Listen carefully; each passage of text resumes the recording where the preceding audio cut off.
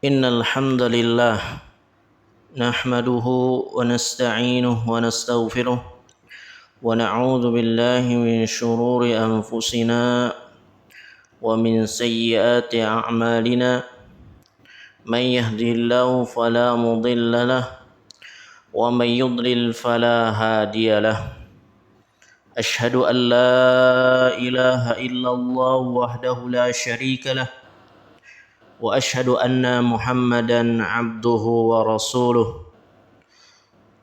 قال الله عز وجل يا أيها الذين آمنوا اتقوا الله حق تقاته ولا تموتن إلا وأنتم مسلمون يا أيها الناس اتقوا ربكم الذي خلقكم من نفس واحدة وخلق منها زوجها وبث منهما رجالا كثيرا ونساء واتقوا الله الذي تساءلون به والأرحام إن الله كان عليكم رقيبا يا أيها الذين آمنوا اتقوا الله وقولوا قولا سديدا يصلح لكم أعمالكم ويغفر لكم ذنوبكم ومن يطع الله ورسوله فقد فاز فوزا عظيما أما بعد فإن أصدق الحديث كلام الله وخير الهدي هدي محمد صلى الله عليه وعلى آله وسلم وشر الأمور محدثاتها وكل محدثة بدعة وكل بدعة ضلالة وكل ضلالة في النار. Ikhwani fid din wa rahimani wa rahimakumullah, para jamaah kaum muslimin dan muslimat yang dirahmati oleh Allah Azza wa Jalla. Alhamdulillah, patutlah pada hari ini kita bersyukur kepada Allah Azza wa Jalla atas limpahan rahmat, karunia, nikmat yang begitu banyak yang Allah berikan kepada kita semua, sehingga kita dapat melangkahkan kedua belah kaki kita menuju ke tempat yang mulia ini, menuju ke tempat yang penuh dengan keberkahan ini, di rumah daripada rumah-rumah Allah Azza wa Jalla. Salawat beserta salam tak lupa kita berikan kepada Nabi yang mulia, Nabi kita Nabi Muhammad sallallahu alaihi wasallam,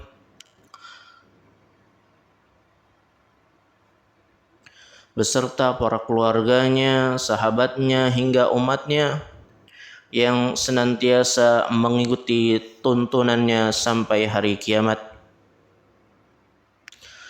Para jamaah sekalian, kaum muslimin dan muslimat yang dirahmati oleh Allah Azza wa Jalla, kita akan lanjutkan kembali pembahasan kita di dalam kitab Asyru Qawaid fil Istiqamah, 10 kaidah di dalam istiqamah, yang mana kitab tersebut ditulis oleh Syekh Abdul Razak hafizahullahu ta'ala. Dan kita akan masuk pada kaidah yang ketujuh di dalam kitab Asyru Qawaid fil Istiqamah, yang mana kaidah yang ketujuh ini berbunyi, alal abdi mahma istaqama alla yattakila ala amalihi. Alal abdi mahma istaqama alla yattakila ala amalihi.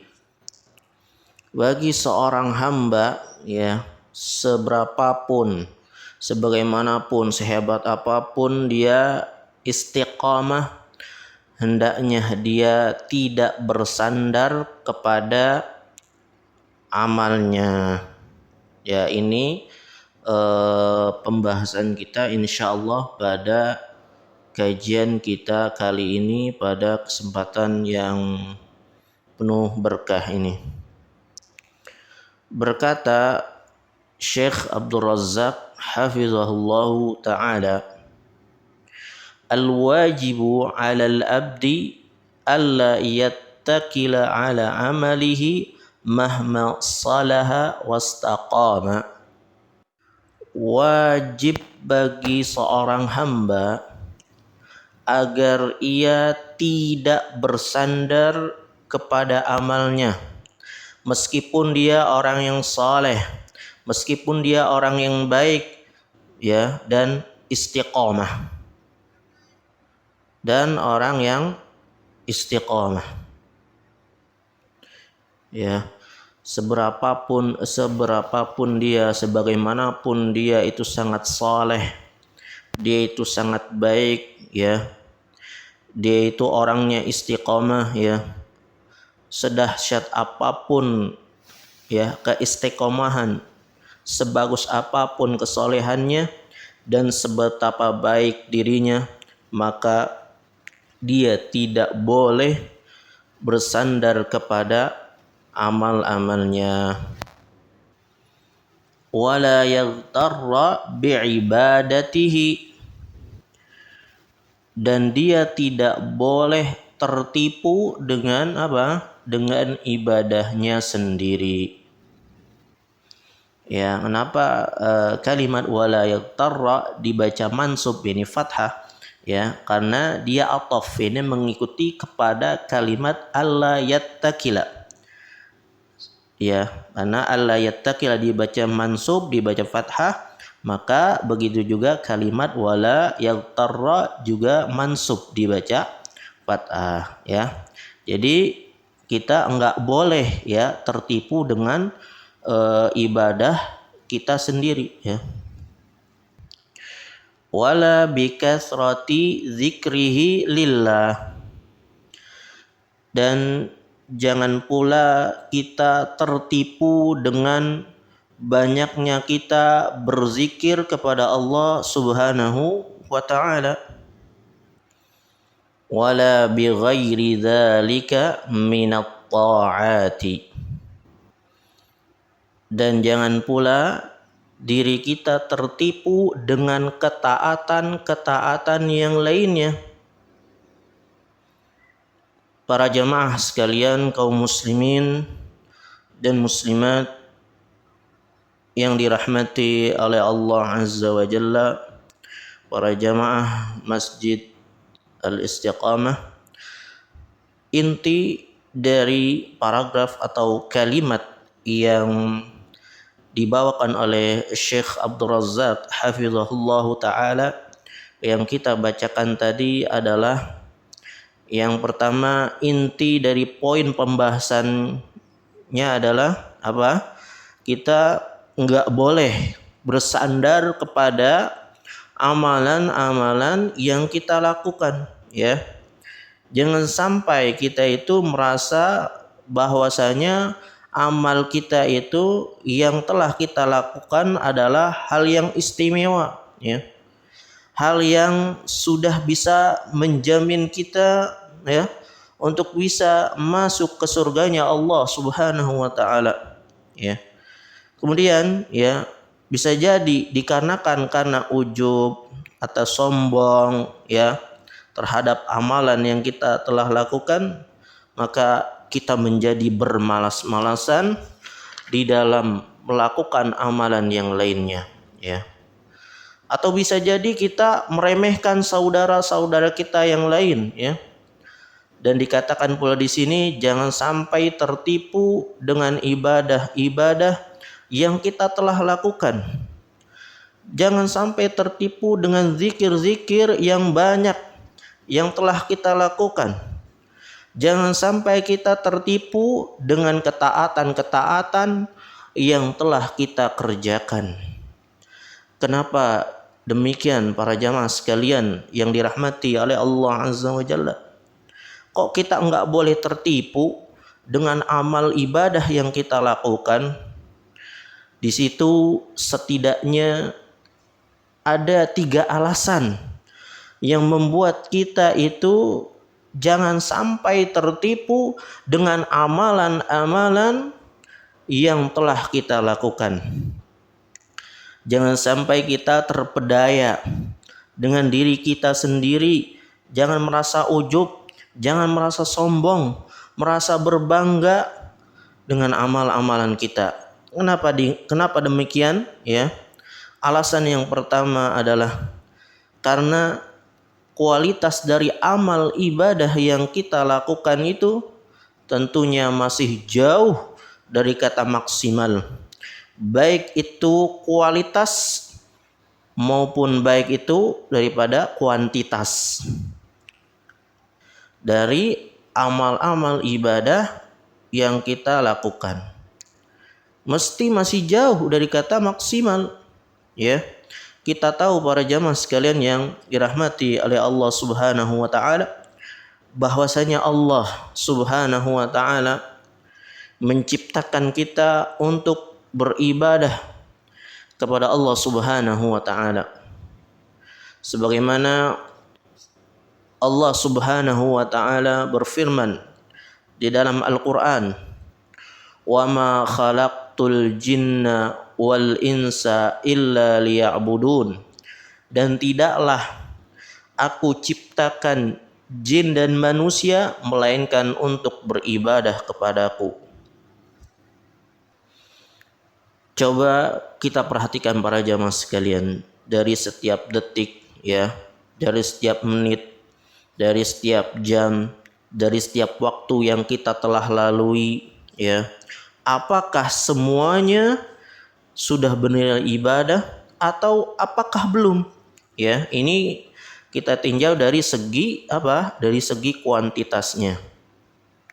Dari segi kualitas, amal-amal yang telah kita lakukan itu belum tentu maksimal. Misalnya salat yang kita lakukan, salat yang sering kita lakukan setiap hari, seringkali di dalamnya kita misalnya dalam salat sering berhayal, ya, ngayal kemana-mana, pikiran kita kemana-mana, enggak khusyuk, ya, ketika kita mengerjakan salat, ya. Begitu pula dengan kajian yang sering kita ikutin, ya. Seringkali kita ikut kajian, ya, ketika ikut kajian di masjid, ya, kita tidak memperhatikan adab-adabnya dengan baik. Ketika kita ikut kajian tapi ya sambil main HP, ada yang main HP sambil ya ngerjain yang lain, ya. Ada yang datang kajian, ketika kita datang kajian ya, kita enggak nyatet faidah-faidah yang kita dapatkan ketika kajian, ya. Bahkan ada yang tidur ketika kajian, ya. Kemudian juga ketika kajian ya, kita kurang fokus ya untuk memperhatikannya, untuk menyimaknya, ya, serta mendengarkannya dengan baik kajian yang kita ikuti, ya. Nah, disinilah kita mengetahui bahwasanya amalan yang kita lakukan kualitasnya belum tentu maksimal. Dan siapakah kita para jamaah sekalian yang dirahmati oleh Allah Subhanahu wa taala dibandingkan dengan para sahabat Nabi sallallahu alaihi wasallam yang mereka itu amalnya istimewa, ya. Namun mereka mengajarkan kepada kita agar kita tidak tertipu dengan amalan-amalan yang telah kita lakukan. Ini dia adalah sahabat yang mulia, Abu Hurairah radhiyallahu anhu, salah seorang sahabat yang amalnya sangat istimewa, begitu istimewa karena dia fokus di dalam bidang ilmu, ya. Bahkan dia tercatat sebagai sahabat yang terbanyak di dalam meriwayatkan hadis Nabi sallallahu alaihi wasallam, ya. Sahabat satu ini ya, Abu Hurairah radhiyallahu an, ya, dia tercatat sudah meriwayatkan hadis lebih dari 5.000 hadis, ya. Dia juga adalah seorang sahabat yang sangat semangat di dalam beramalnya. Dia pernah dinasehati Nabi untuk berpuasa 3 hari setiap bulan, salat duha 2 rakaat, dan mengerjakan salat witir sebelum tidur, maka ketika dia dapat nasihat tersebut dari Nabi Shallallahu Alaihi Wasallam, dia semangat sekali untuk mengamalkannya, dia semangat sekali untuk mengerjakannya. Bahkan dia katakan, wasiat dan nasihat yang Nabi Shallallahu Alaihi Wasallam sampaikan ini tidak pernah ditinggalkan oleh beliau. Selalu ia berusaha untuk mengamalkannya sampai ia meninggal dunia. Masya Allah ya. Nah, ini kita jadi belajar bahwa Abu Hurairah radhiyallahu anhu itu adalah sahabat yang amalnya itu sangat luar biasa. Dia semangat beramal dan semangat pula merutinkannya. Dan Abu Hurairah radhiyallahu anhu juga adalah sahabat yang meninggalkan warisan dan juga amal usia yang sangat panjang umurnya, yaitu hadis-hadis yang ditulisnya yang membuat namanya abadi sampai sekarang. Seringkali kita membaca hadis yang meriwayatkannya adalah Abu Hurairah radhiyallahu anhu, dan setiap namanya disebut oleh kaum muslimin, lalu kemudian dia didoakan dengan sebuah doa yang berbunyi radhiyallahu anhu, semoga Allah meridhoinya. Dan bayangkan ya, betapa banyak pahala jariyah yang mengalir kepada sosok sahabat Nabi tersebut, sahabat Nabi yang mulia Abu Hurairah radhiyallahu anhu. Bekalnya banyak, amalnya juga banyak ya. Tapi dikisahkan di detik-detik menjelang wafatnya, ternyata Abu Hurairah radhiyallahu anhu beliau menangis. Beliau menangis bercucuran air mata ya. Sehingga orang-orang di sekitar Abu Hurairah radhiyallahu anhu mereka bertanya, "Ma yubkika ya Aba Hurairah? Ma yubkika ya Aba Hurairah?" Apa yang membuat dirimu menangis wahai Abu Hurairah? Apa yang membuat dirimu menangis wahai Abu Hurairah? Abu Hurairah yang bekalnya sangat luar biasa, yang amalnya juga istimewa, di akhir hayatnya dia menangis sehingga membuat penasaran dan keheranan orang-orang yang ada di sekitar Abu Hurairah radhiyallahu anhu. Lantas orang-orang di sekitar Abu Hurairah radhiyallahu anhu mereka bertanya, "Ma yubkika?" Apa yang membuatmu menangis? Ya. Apa jawab dari Abu Hurairah radhiyallahu anhu? Apa jawaban Abu Hurairah? Apa kata Abu Hurairah radhiyallahu anhu? Ammala inni abki ala dunyakum. Adapun sesungguhnya aku tidaklah menangis terhadap dunia kalian ini. Walakinni abki li bu'di safari. Akan tetapi aku menangis dikarenakan jauhnya perjalananku. Wa qillati zadi, dan sedikitnya perbekalanku. Asbahtu fi su'udin muhbitatun ala jannati aw narin. Ya. Asbahtu fi su'udin muhbitatun ala jannatin aw narin. Sedangkan aku berada di tangga yang curam yang menuju ke surga ataukah neraka. Fala adri ila ayyihima yuslaku bih. Sedangkan aku tidak tahu kepada jalan mana di antara keduanya aku dijalankan, aku berjalan menuju ke arah mana, surga atau neraka. Para jamaah sekalian yang dirahmati oleh Allah Azza wa Jalla, di akhir hayat Abu Hurairah menangis bercucuran air mata karena teringat jauhnya perjalanan yang harus ditempuh di alam akhirat kelak. Karena nanti di alam barzah, kemudian nanti dibangkitkan, dikumpulkan, dihisab, ditimbang, kemudian singkat cerita nanti akan melewati jembatan Sirat, baru kemudian kita akan bisa tahu tempat kembali kita di surga atau neraka. Setidaknya ada belasan tahapan yang kurang lebih yang akan dilewati oleh seseorang, dan wajar ketika Abu Hurairah mengatakan abki li bu'di safari, aku menangis lantaran jauhnya perjalananku, wa qillati zadi, dan sedikitnya perbekalanku. Lihatlah bagaimana seorang Abu Hurairah radhiyallahu anhu tidak tertipu dengan amalnya. Maka ini alasan pertama para jamaah sekalian yang dirahmati oleh Allah Azza wa Jalla, kenapa kita tidak boleh tertipu dengan amal yang kita lakukan. Yang pertama, kenapa? Karena kualitas dari amalan yang kita lakukan belum tentu maksimal.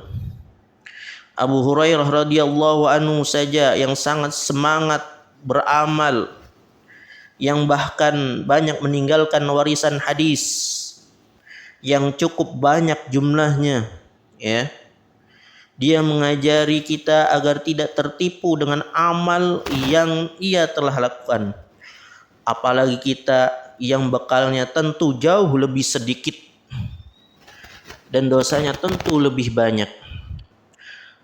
Tentu kita ini lebih merasa kerdil lagi seharusnya, bahwa amal-amal kita ini kiranya belum jadi bekal yang cukup, masih jauh kualitasnya dari kata maksimal, dan kita tidak boleh tertipu dengan amalan-amalan kita.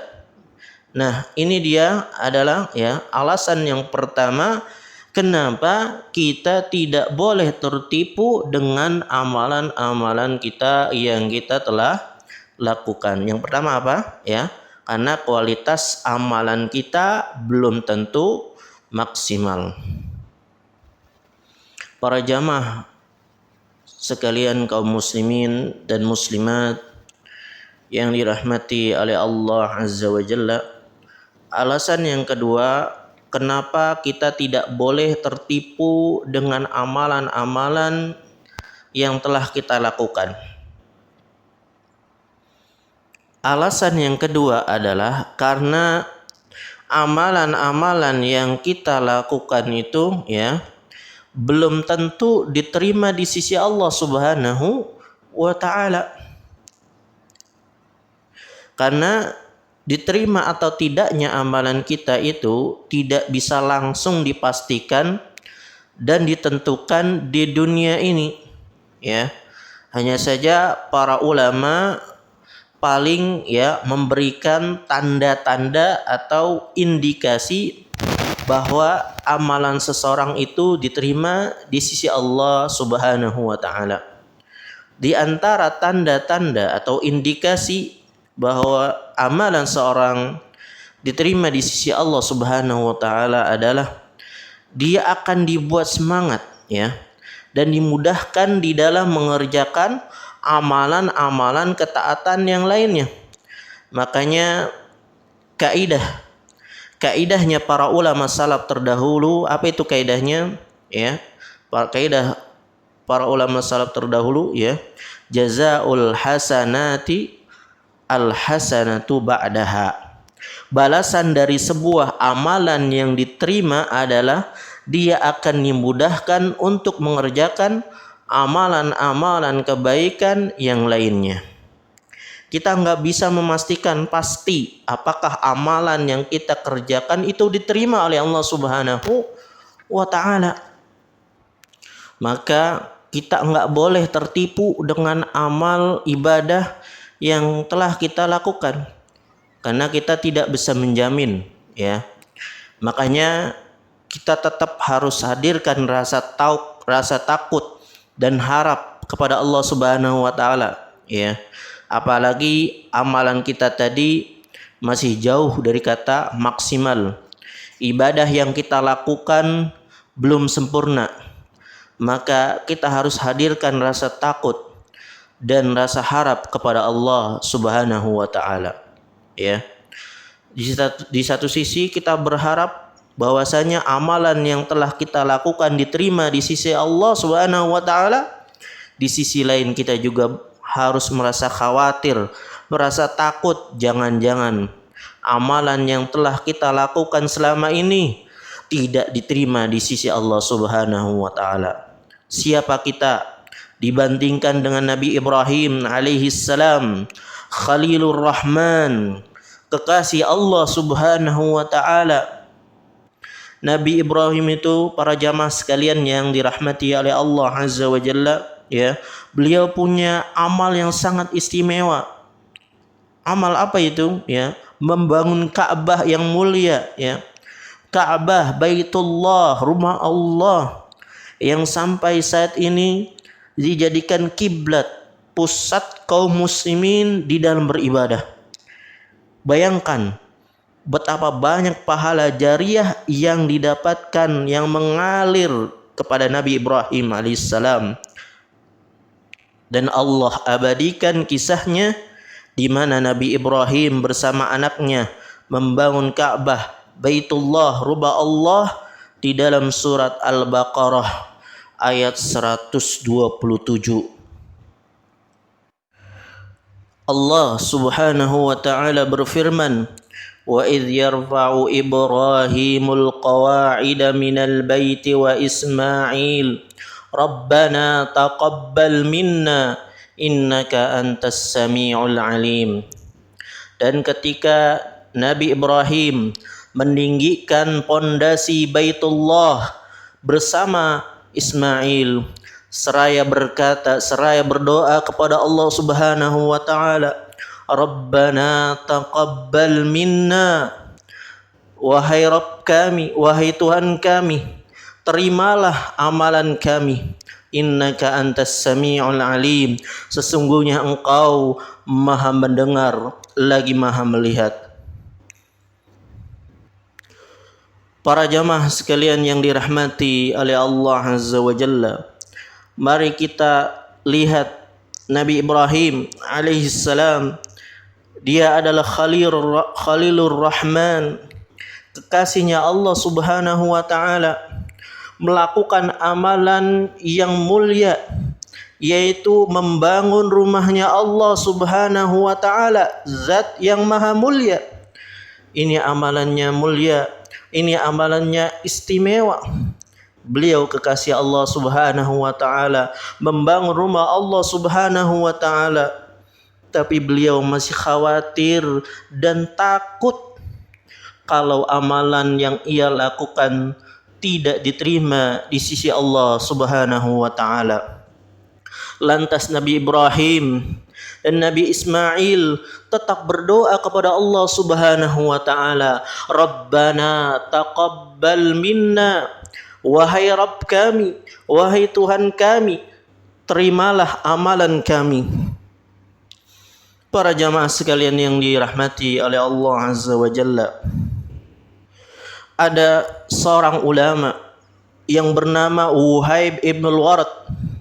Ketika membaca surat Al-Baqarah ayat 127 ini, maka beliau menangis. Bercucuran air matanya. Beda sama kita, ya. Kalau kita mungkin kalau baca surat Al-Baqarah ayat 127 ini, ya mungkin kita biasa-biasa aja. Mungkin kita, ya, biasa-biasa aja, tidak ada bekas sama sekali di hati kita. Akan tetapi Wuhaib ibn al-Warad, ya, menangis dia karena mentadaburi dan merenungi ayat yang ia baca. Ketika sampai pada surat Al-Baqarah ayat 127 ini, ya, yang mengisahkan Nabi Ibrahim membangun Ka'bah, kemudian berdoa kepada Allah agar amalnya diterima di sisi Allah Subhanahu wa taala. Uhaib bin Ward menangis sambil mengatakan, "Ya Khalilar Rahman, anta tarfa'u qawaima min baitir Rahman." Wahai kekasihnya Allah Subhanahu wa taala, engkau membangun pondasi Baitullah, rumahnya Allah Subhanahu wa taala. Wa anta musyfiqun alla yataqabbala minka. Namun engkau khawatir, engkau takut amalan yang engkau kerjakan tersebut tidak diterima di sisi Allah Subhanahu wa taala. Menangis terus dia karena mentadaburi, karena menghayati betul-betul surat Al-Baqarah ayat 127 ini. Seseorang kekasih Allah saja mengajarkan kepada kita bahwasanya amalan-amalan yang telah kita lakukan belum tentu diterima di sisi Allah Subhanahu wa taala. Seharusnya kita berdoa, harus punya rasa takut, harus punya rasa harap kepada Allah Subhanahu wa taala. Nabi Ibrahim alaihissalam tidak tertipu dengan amalnya, tidak tertipu dengan amalannya. Maka inilah alasan kedua kenapa kita enggak boleh tertipu dengan amalan ibadah kita. Kenapa? Karena amalan yang kita kerjakan, amalan yang telah kita lakukan belum tentu diterima di sisi Allah Subhanahu wa taala. Makanya kita harus hadirkan rasa takut, kita harus hadirkan rasa harap ya kepada Allah Subhanahu wa taala. Di satu sisi kita berharap amal kita diterima, di sisi lain kita takut kalau amalan yang kita lakukan tidak diterima. Dan inilah ciri-ciri orang yang beriman. Dia menggabungkan rasa takut serta rasa harap di dalam dirinya. Dan inilah prinsip Ahlus Sunnah wal Jamaah. Tidak dominan takut kemudian tidak mau berharap, sebagaimana orang-orang Khawarij. Tidak pula dominan berharap tapi enggak punya rasa takut, sebagaimana orang-orang Murji'ah. Tapi Ahlus Sunnah wal Jamaah adalah orang-orang yang pertengahan, mengajarkan kita agar punya rasa takut dan memiliki rasa harap kepada Allah Subhanahu wa taala. Di satu sisi kita takut amalnya tidak diterima, di sisi lain kita terus berharap kepada Allah Subhanahu wa taala. Semoga Allah Subhanahu wa taala menerima amalan-amalan kita, dan inilah prinsipnya orang-orang yang beriman. Sebagaimana yang dikatakan oleh Hasan Al-Basri. Apa kata beliau? Innal mu'mina jama'a baina ihsanin wa makhafatin. Sesungguhnya orang yang beriman itu menggabungkan di dalam dirinya antara rasa takut dan bersegera menuju kebaikan. Ya. Ini adalah ciri-ciri orang yang beriman. Dia punya rasa takut dan juga punya rasa harap kepada Allah Subhanahu wa taala, sehingga membuat ia menjadi bersegera untuk melakukan amal-amal kebaikan. Ini ciri-ciri orang yang beriman. Maka orang-orang yang beriman memiliki ciri-ciri seperti itu. Kalau dia sudah beramal, dia tidak tertipu dengan amalannya. Makanya Allah Subhanahu wa taala berfirman di dalam surat Al-Mu'minun ayat yang ke-60. Allah Subhanahu wa taala berfirman, "Walladzina yu'tuna ma ataw wa qulubuhum wajilah annahum ila rabbihim raji'un." Dan mereka yang memberikan apa yang mereka berikan, yakni sedekah, dan hati-hati mereka penuh rasa takut. Annahum ila rabbihim raji'un. bahwa sesungguhnya mereka kembali kepada Tuhan mereka. Para jamaah sekalian yang dirahmati oleh Allah Azza wa Jalla, mereka sudah berbuat, mereka sudah beramal, tapi hati mereka takut ya kepada Allah Subhanahu wa taala.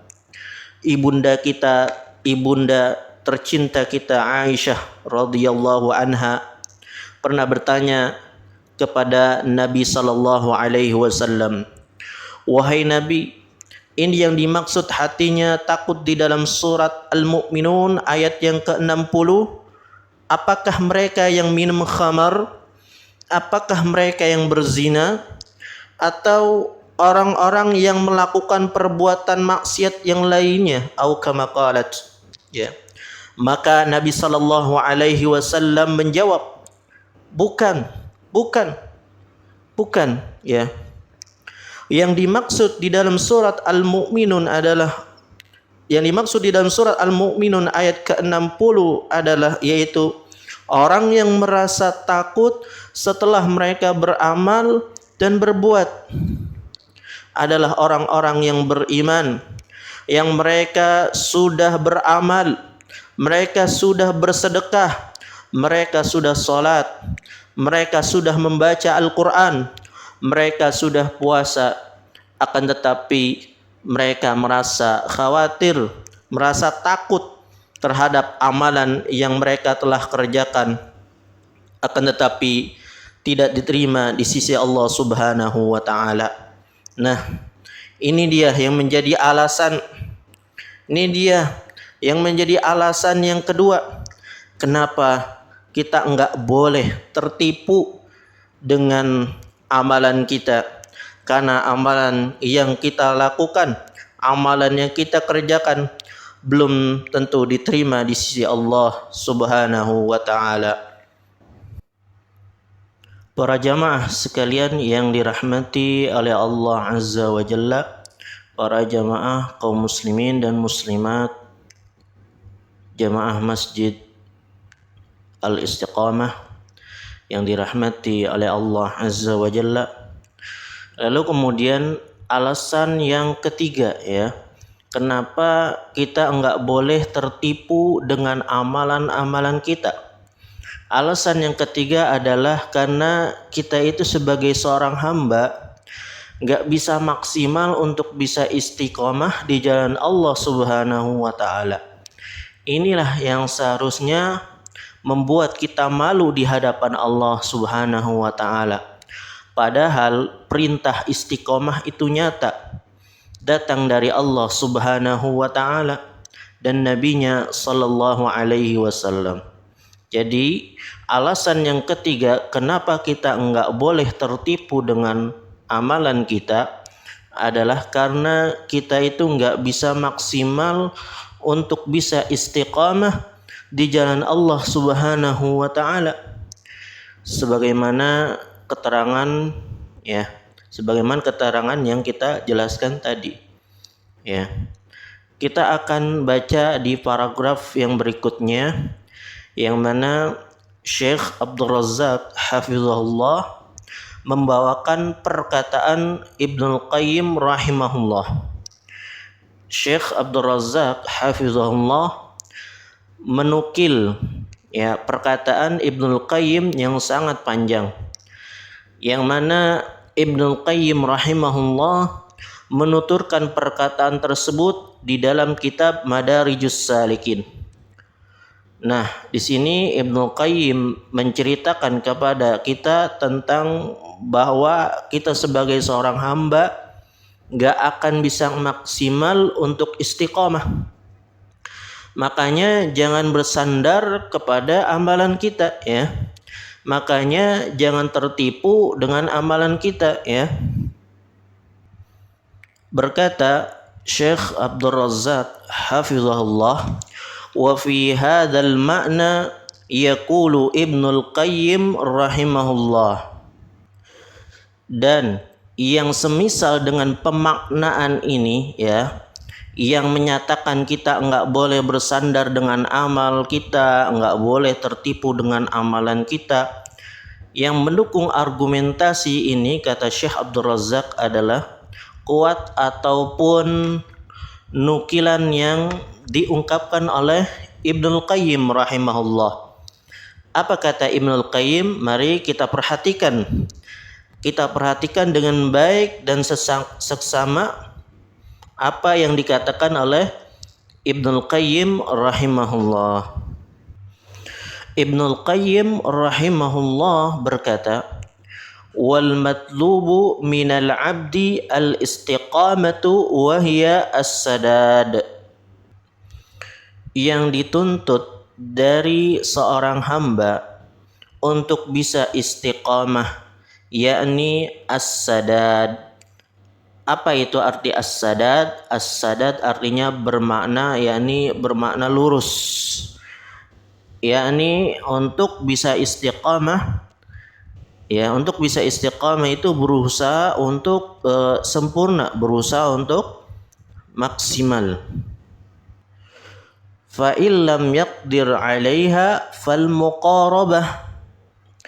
Maka akan tetapi kalau sekiranya dia tidak mampu untuk menunaikan, ya, untuk menunaikannya, untuk bisa untuk bisa sempurna dan maksimal, maka hendaklah ia mendekatinya, ya.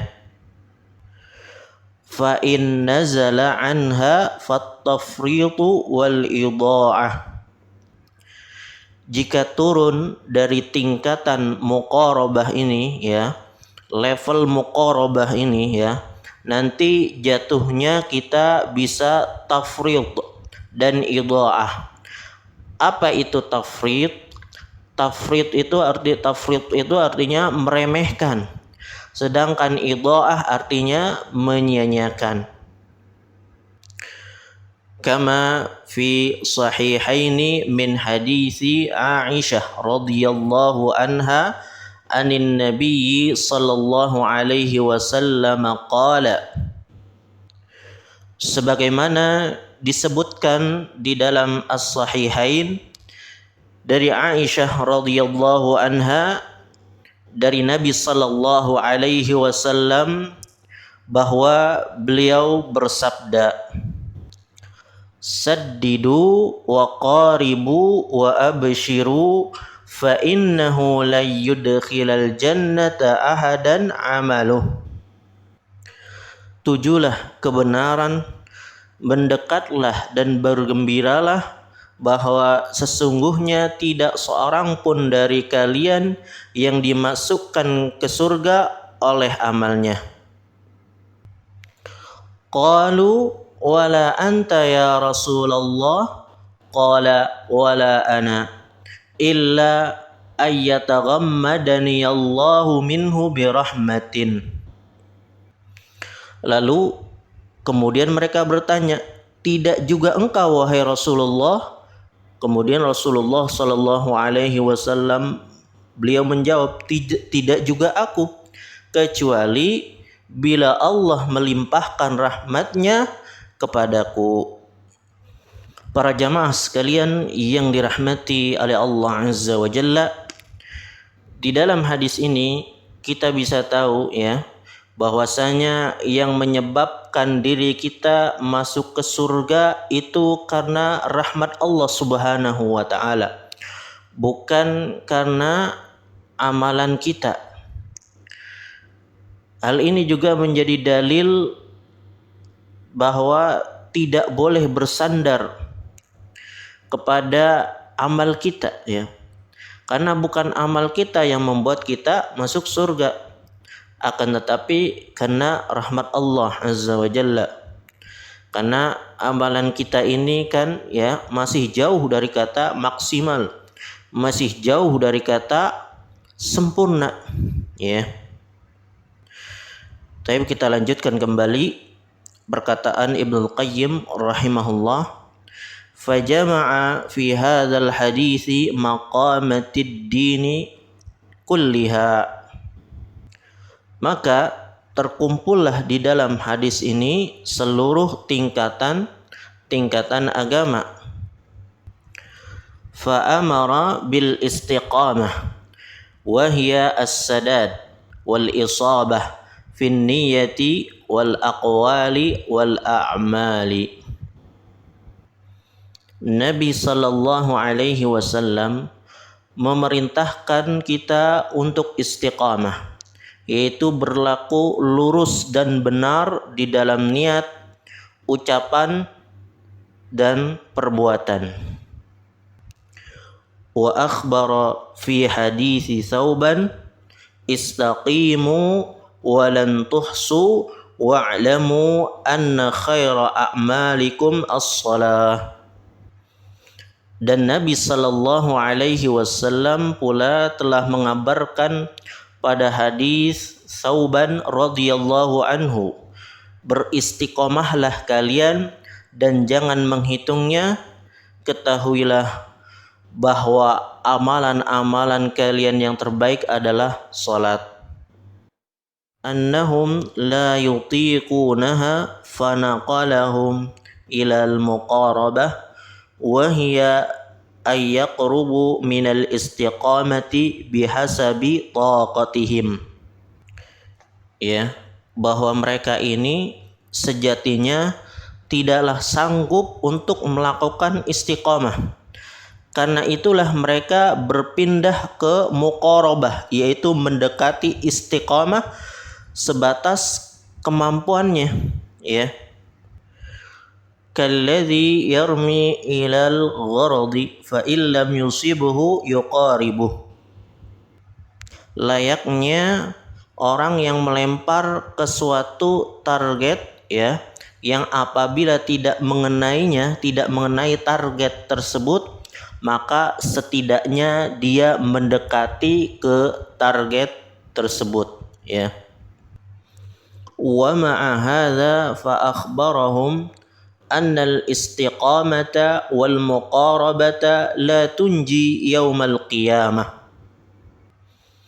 Meski demikian, ya, Nabi sallallahu alaihi wasallam tetap mengabarkan kepada mereka bahwa istiqamah dan muqarabah itu sejatinya tidak dapat menyelamatkan mereka pada hari kiamat nanti.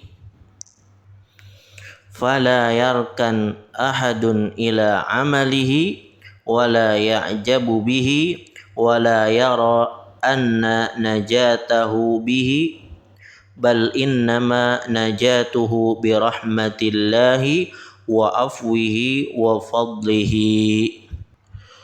Ya, oleh karena itu janganlah seseorang bersandar kepada amalannya semata dan merasa bangga dengannya, merasa bangga dengan amalannya tersebut, ya. Jangan pula ia memandang, ya, bahwa keberhasilannya adalah disebabkan dari amalan yang telah ia lakukan, amalan yang telah ia kerjakan. Namun ketahuilah, keberhasilannya tersebut adalah dikarenakan rahmat dari Allah subhanahu wa ta'ala, ampunan dari Allah subhanahu wa ta'ala, dan karunia atau keutamaan dari Allah subhanahu wa ta'ala. Para jamaah kaum muslimin dan muslimat yang dirahmati oleh Allah azza wa jalla, itulah, ya, penjelasan daripada kaidah yang ketujuh di dalam kitab Asyrul Qawaid fil Istiqamah, 10 kaidah di dalam istiqamah, bahwasanya wajib bagi seorang hamba sebesar apapun, sehebat apapun, sebagaimanapun keistiqomahannya, ya, agar tidak bersandar kepada amalan yang telah ia kerjakan, amalan yang telah ia lakukan. Demikianlah pembahasan atau kajian kita pada kesempatan di pagi hari yang penuh dengan keberkahan ini, dan kita cukupkan kajian kita pada kesempatan kali ini ya. Dan jika di antara para jamaah sekalian ada yang ingin bertanya, silahkan diajukan pertanyaannya ya. Apabila saya bisa jawab, saya jawab ya. Dan apabila saya tidak bisa menjawabnya, maka wallahu a'lam bissawab. Hal ini dikarenakan keterbatasan ilmu yang saya miliki. Wassallallahu ala nabiyyina Muhammadin wa ala alihi wa sahbihi wasallam. Wa akhiru da'wana anil hamdulillahi rabbil alamin.